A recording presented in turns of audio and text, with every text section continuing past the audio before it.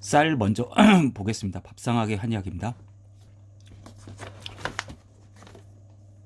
쌀의 기미는 차지도 않고 따뜻하지도 않고 그저 담담합니다. 그리고 습하지도 않고 마르지도 않습니다. 다만 정분이 들어가 정을 튼튼하게 하니 결과적으로는 기수혈정 모두에 들어갑니다.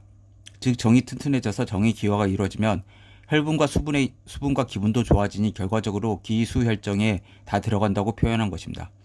쌀은 지기 가운데서 땅의 기운이죠. 수기와 천기로 만나서 이루어진 정분의 기미이므로 정분 중에서 다시 세분하면 정분의 기분 쪽에 치우치는 편입니다. 정분이지만 기분에 치우침으로 정분에 수렴시키는 기운이 약해집니다. 정할 때 정할 때 무슨 글자가 있습니까? 쌀미자가 있죠. 예. 기운 기자 할 때 무슨 글자가 있죠? 쌀미자가 있죠. 예. 보실까요?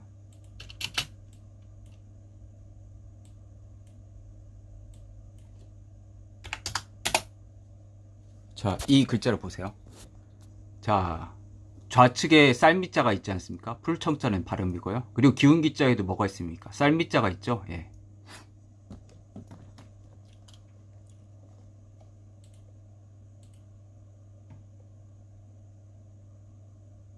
그래서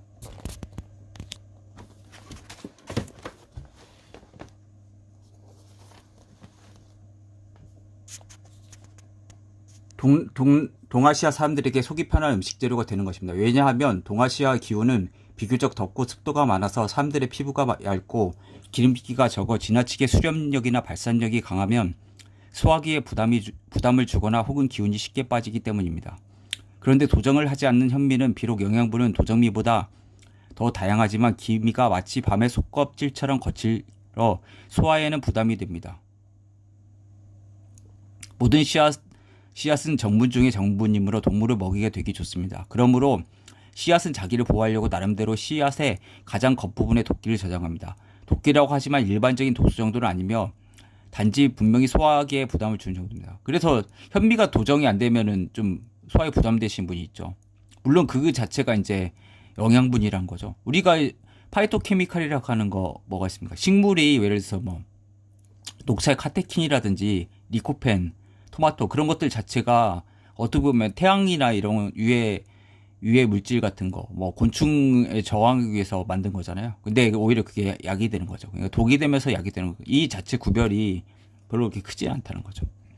그래서 사람들은 쌀의 겉부위를 벗겨내고 하얀 알갱이만 백미만 먹게 된 것입니다. 이런 배경을 무시하고 소화기가 약한 사람이 영양이 많다는 이유로 현미를 오랫동안 복용하면 간이나 비장의 피로가 누적됩니다.